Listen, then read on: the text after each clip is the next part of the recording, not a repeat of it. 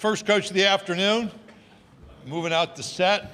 I'm going to start early, a lot to say here.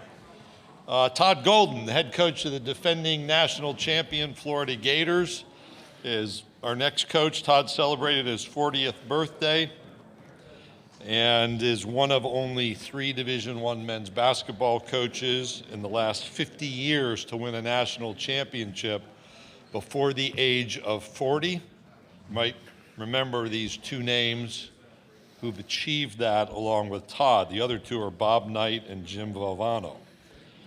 In May, Todd and the Florida men's basketball team were honored at the White House. During his visit at the White House, Todd talked about the meritocracy, the expectations, the rewards around a strong work ethic and a team-first approach. A month later, I found myself on a golf course with the President of the United States. And on the 5th hole, I was 1 over. I asked the President, how was the visit with the Florida Gators at the White House, the national champions? And he was effusive with praise, actually talked about Todd's remarks, and then he said to me, they got a guy who's 7'9". 7'9". He said that during my backswing, and I lost my mojo. And he asked again, he's 7'9", and took his picture by the desk. So Olivier Rioux made quite the impression upon the President of the United States.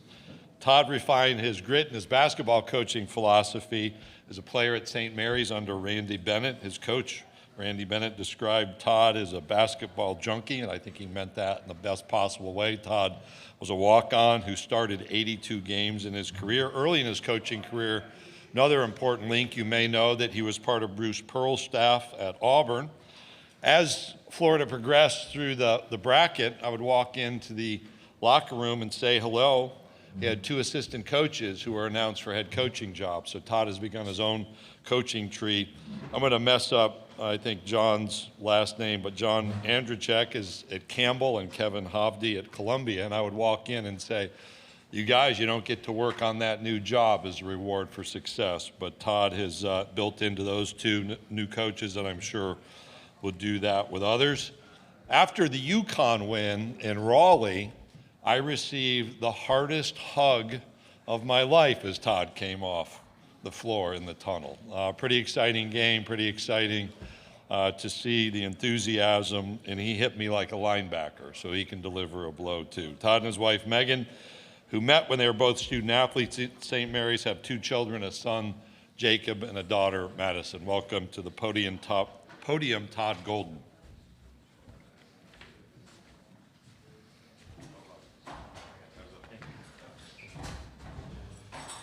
Coach Howard. Good afternoon. Good afternoon. All right, we'll go ahead and take questions for Coach Golden. If you have a question, please raise your hand. We'll get Molly or Avery a microphone to you. We'll go right here in front. Kevin? Todd, Kevin Skarbinski with the SEC blog. First, you didn't know it at the time. What was it like to send Bruce into retirement? And few people know Stephen Pearl as well as you do. What makes him ready to take over that job at the level that Bruce got it to?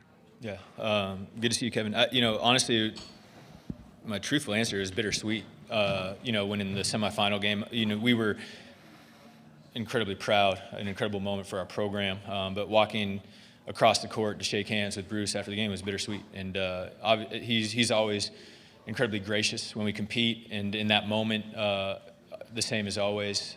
But at that time, I didn't know that he was going to move on, and understanding that was the last game that he coached in college is something that's going to be a memory of mine for a long time. But I love him, and I'm happy for him that he's in a position where he's accomplished and can kind of ride off into the sunset and enjoy his life without the stresses that we have to endure on a daily basis. And as for Stephen, I'm incredibly confident that he's going to be very successful as a head coach at Auburn. I think it's really important. You look around, let's just use the Final Four last year as an example. 3 of those 4 programs, will hire within for their next coach. You look at Houston, Kelvin Sampson, Hall of Fame head coach. As he retires, everybody, Kellen is going to become the head coach of that Houston program. You look at Duke, Coach K retires and they hire an assistant from within the program that's never worked anywhere else. So when you achieve success at an incredibly high level like Auburn has done over the last decade, I think you have the right to have somebody within your program get the opportunity to lead. And if you look in that program, Steven's been with Bruce every step of the way, from the lowest spot on the totem pole to now being associate head. And the reality is Steven knows what it takes to be successful. He did it as a player. He's done it in different facets as a coach. And he's an incredibly hard worker and a great leader. And I'm excited for him to have this opportunity. Okay, Coach, we'll go right here in front. Hey, Coach. Jack Pilgrim with KSR. Denzel was pretty transparent about the kind of breakup between you and him. What kind of led to him deciding to open up his future plans and kind of what is Kentucky getting in Denzel Aberdeen? Well, you said he was transparent, so I'd like to hear what he said to you. Said there was a meeting. The meeting he went in expecting to return to Florida, and then by the time the meeting ended, he said that there probably wasn't going to be a Because you said he was transparent. You're asking. I guess just at that meeting was where it was kind of the line was drawn in the sand, and that was kind of that. Okay. We love Denzel. I'm incredibly grateful for the contributions that he made to our program. He was a huge part of our national championship team, and he was a guy that came with us, right when we got the job. And the reality is, we would have loved to have Denzel back, and there were other things that were more important to him than what we had to offer. And at this point, that's the opportunity and the right that every student athlete has to be able to dictate and determine what's important to them. He had played well enough to put him in a position where he was desired by a lot of programs. And every person, whether it be a coach or a player, has different things that are important to them when making decisions. And unfortunately, it didn't align. We would have loved to have him back. But I think he's going to have a really good year from Mark. And I think he's a great kid, comes from a really good family. And I expect him to help them become really successful this year. Coach, we'll go down here to our left, second row. Hey, Coach. Neil Blackman, Saturday Down South. Obviously, you're replacing what, at least analytically, was the best backcourt in the history of the SEC. It's probably unfair. Not probably. It is unfair to compare Boogie and Xavier to those guys. What do you like about them sort of standing on their own as they kind of as they step in to complement this front court that you built? Yeah, I love them both already, to be honest. And what you said is exactly right. We're not comparing them to Walter, Will, and Elijah. That's just not fair. I don't think it's healthy for us as a staff to do that. I don't think it's healthy for them as players to have to take on that expectation. The reality is we return our 4 best front court players, and Alex, Tommy, Ruben, and Micah. And my expectation is that those guys will take a huge leap, become the leaders of this team, and take on a lot more of the responsibility than they had last year. So in theory, it should make it a little easier on those guys coming in and obviously learning our system and our program. But Boogie, really hard worker, incredibly coachable. I think came in with a great mentality, is allowing us to guide him, and a great competitor, an incredible on-ball defender. I'm really excited for him to be picking up opposing teams' point guards at the top of our defense. He's a great facilitator. He does a great job getting in the paint, making plays for others, really unselfish that way. And we need that from him because we have a lot of other really good players. And I look at Xavier as a guy coming in, just a really fantastic offensive player, really quick and explosive with the ball in his hands. Another true point guard, but will be able to play off the ball a little bit. And then when Boogie's not in, he'll play point. And a guy that can score it from all 3 levels, really efficient that way. And as you know, because you follow our program really close, we like to play with multiple ball handlers. And I think he's a guy that, whichever one of those guys is being guarded by the lesser defender on the opposing backcourt is going to be able to take advantage of that on every given night. Okay, we're going to go over here in the middle, about 5th row. Myron. Hey, Todd. Myron Metcalf, ESPN.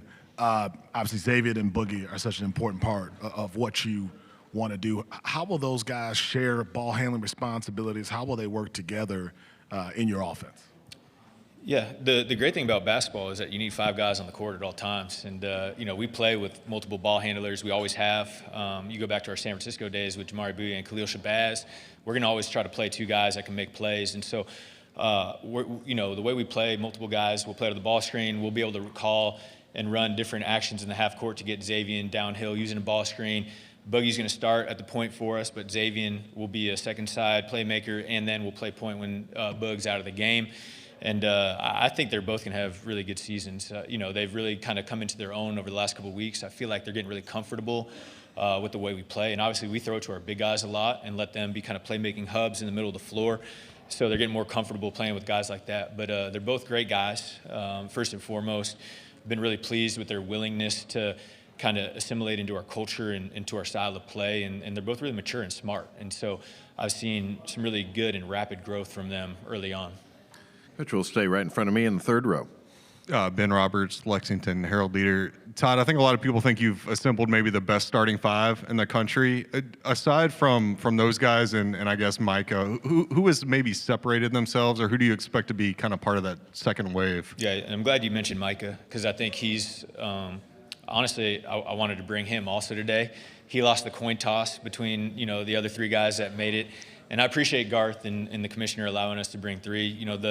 I know a lot of us coaches weren't satisfied only getting to bring two last year, so Garth was very accommodating to us that way. I'm sure next year now we're going to ask you for four, so be ready for that. No, I'm joking. But Micah deserves to be here today, and he's just one of the most unselfish humans I've ever been around. For him to give up his year to come back last year, and we don't win the national championship without him. That's just the bottom line, and so I'm really glad that it worked out the way it did for him.